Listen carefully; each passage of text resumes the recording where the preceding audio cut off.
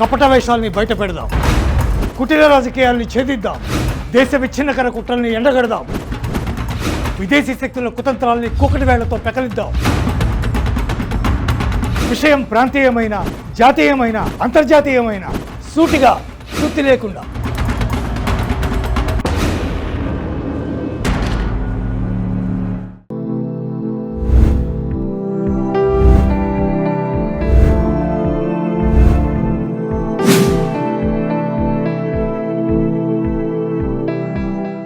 Welcome to state drive. ప్రస్తుతం ఆంధ్రప్రదేశ్లో IAS, IPS అధికారులు గతంలో జగన్ సర్కార్ నేతృత్వంలో పనిచేసి జగన్మోహన్ రెడ్డికి అత్యంత సన్నిహితంగా మెలిగి అనేక రకాల అంశాల్లో విమర్శలకు గురైనటువంటి అనేక మంది అధికారులు పోస్టింగ్ కోసం ఎదురు చూస్తూ అనేక రకాల నియమ నిబంధనలకు లోబడి వెయిట్ చేస్తున్నటువంటి పరిస్థితి కనిపిస్తుంది. సాధారణంగా ప్రజాపాలన వ్యవస్థ అయినటువంటి ముఖ్యమంత్రి పేషీలో అధికారులు ఎవరైతే ప్రధాన భూమిక పోషిస్తారో వాళ్ళందరూ కూడా ముఖ్యమంత్రికి సరైనటువంటి సలహాలు, సరైనటువంటి సూచనలు చేస్తూ ప్రభుత్వాన్ని నిబంధనలకి కట్టుబడి ప్రజోపయోగ కార్యక్రమాలకు అనుగుణంగా ముందుకు తీసుకెళ్లాల్సినటువంటి పరిస్థితి ఉంటుంది. చాలామంది ముఖ్యమంత్రులు కానీ మంత్రులు కానీ ప్రధానంగా తమ ప్రిన్సిపల్ సెక్రటరీస్ మీద, తమ శాఖకు సంబంధించినటువంటి ప్రధాన అధికారుల మీద ఆధారపడి వాళ్ళ యొక్క సూచనలు, సలహాలు తీసుకుంటూ తమ యొక్క మంత్రివర్గాన్ని, తమ యొక్క మంత్రిత్వ శాఖని నిర్వహిస్తూ ఉండేటటువంటి పరిస్థితి కనిపిస్తుంది మామూలుగా. కానీ ఎప్పుడైతే ఈ ఐఏఎస్ అధికారులు కానీ, ఐపీఎస్ అధికారులు కానీ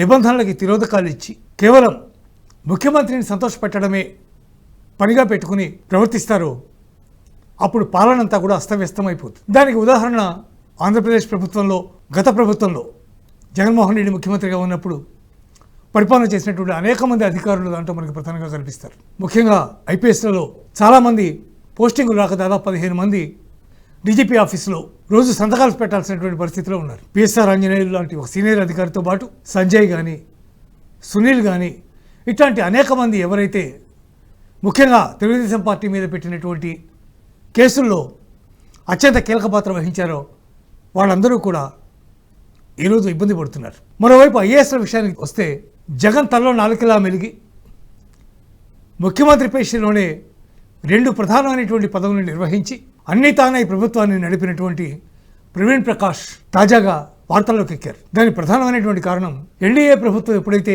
ఆంధ్రప్రదేశ్లో అధికారంలోకి వచ్చిందో జగన్మోహన్ రెడ్డి కేవలం 11 సీట్లు మాత్రమే సాధించి అధికారం నుంచి వైదొలగారో ఆయన ఒక నిర్ణయం తీసుకున్నారు. ఈ ప్రభుత్వంలో నేను కొనసాగలేను అనే నిర్ణయం తీసుకుని ఇంకా 7 సంవత్సరాల సర్వీస్ ఉండగానే ఆయన వాలంటరీ రిటైర్మెంట్ తీసుకున్నారు. స్వచ్ఛంద పదవి విరమణ చేశారు. ఆ మేరకు ఆయన చీఫ్ సెక్రటరీ పేషీకి ఒక లేఖ పంపించారు.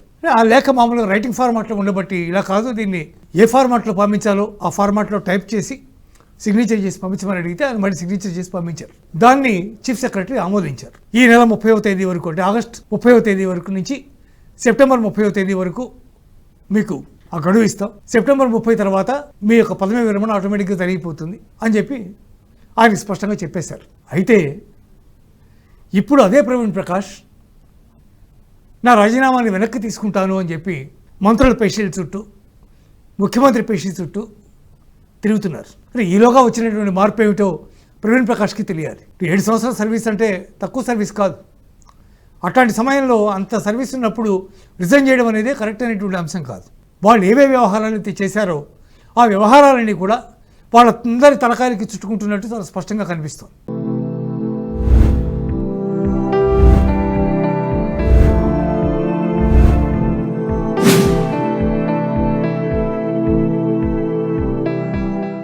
ఇప్పటికే పోస్టింగ్ రాకుండా వెయిటింగ్ చేస్తున్నటువంటి 15 మంది ఐపీఎస్ అధికారుల్లో దాదాపు అందరూ కూడా ఏదో రకమైనటువంటి కేసులు ఎదుర్కొనే పరిస్థితి ఉంది.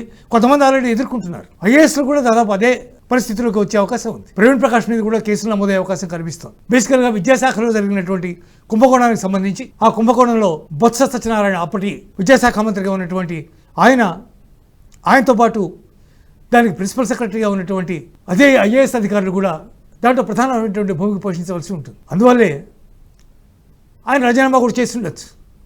కానీ ఇప్పుడు ఎందుకు మనసు మార్చుకున్నారో ఎవరికి తెలియదు. ఎందుకు ఇవాళ ఇది చేయాల్సి వచ్చింది అంటే, ఇవాళ అత్యంత ప్రతిష్టాత్మకమైనటువంటి ఐఏఎస్ అధికారిగా, ఒక గొప్ప విజన్ కలిగినటువంటి ఐఏఎస్ అధికారిగా రాష్ట్రానికి సంబంధించి ఎటువంటి విషయమైనా సరే నిర్మోహమాటంగా ముఖ్యమంత్రిని ఎదిరించి అయినా సరే ఆయన్ని ఒప్పించి దానికి చేసే సమర్థత కలిగినటువంటి ఐఏఎస్ అధికారిగా ఉన్నటువంటి పివిఆర్కే ప్రసాద్, దివంగత ఐఏఎస్, ఆయన జయంతి ఇవాళ. అటువంటి ఐఏఎస్ అధికారులు చిరస్థాయిగా నిలిచిపోతారు రాష్ట్ర చరిత్రలో. కానీ ఇలాంటి ఐఏఎస్ అధికారులు పదవీచ్యుతులై రాజీనామాలు చేసుకుని సర్వీస్ ఉండగానే బయటికి వెళ్ళిపోవాల్సినటువంటి పరిస్థితి ఏర్పడుతుంది. ఏ ఐఏఎస్ అధికారైనా ప్రభుత్వం ఏం చెప్పినా, ముఖ్యమంత్రి ఏం చెప్పినా యాజ్ పర్ రూల్స్, నిబంధనల ప్రకారం ఏ విధంగా మెలగాలో ఆ విధంగానే మెలగాలి తప్ప వాటిని అతిక్రమించి ఎక్కడ పడితే అక్కడ సంతకాలు పెట్టేసి అధికారం మా చేతిలో ఉంది కదా, ముఖ్యమంత్రి మేము చెప్పినట్టు చేస్తున్నారు కదా, లేదా ముఖ్యమంత్రి చెప్పినట్టు మేము చేస్తున్నాం కదా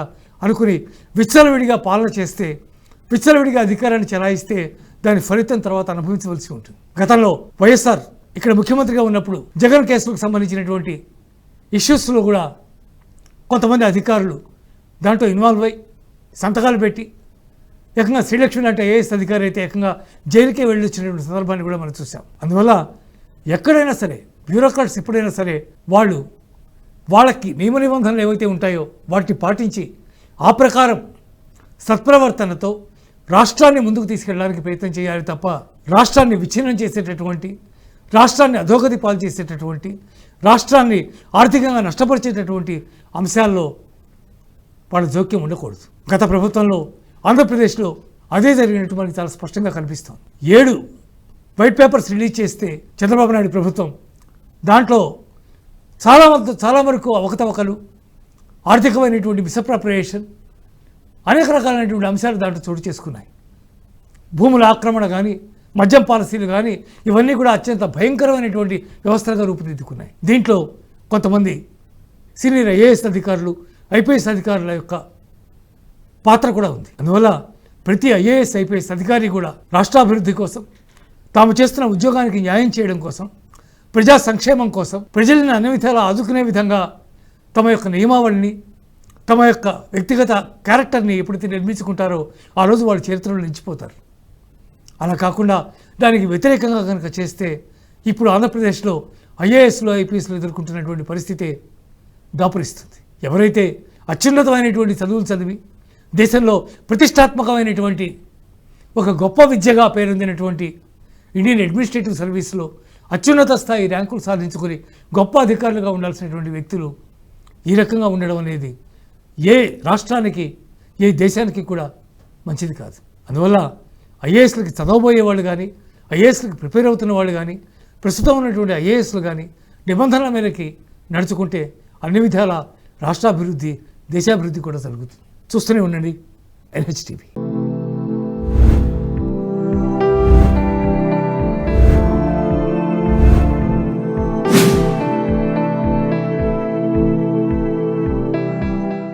ఈ వీడియో మీకు నచ్చినట్టయితే లైక్ చేయండి, 10 మందికి షేర్ చేయండి. అలాగే కామెంట్ల రూపంలో మీ అభిప్రాయాలను మాతో పంచుకోండి. Nationalist hub group of channels ను సబ్స్క్రైబ్ చేసుకుని తెలుగునాట జాతీయవాద జర్నలిజాన్ని ప్రోత్సహించండి. ఈ వీడియో కింద ఉన్న బెల్ ఐకాన్ పై క్లిక్ చేయడం మర్చిపోవద్దు.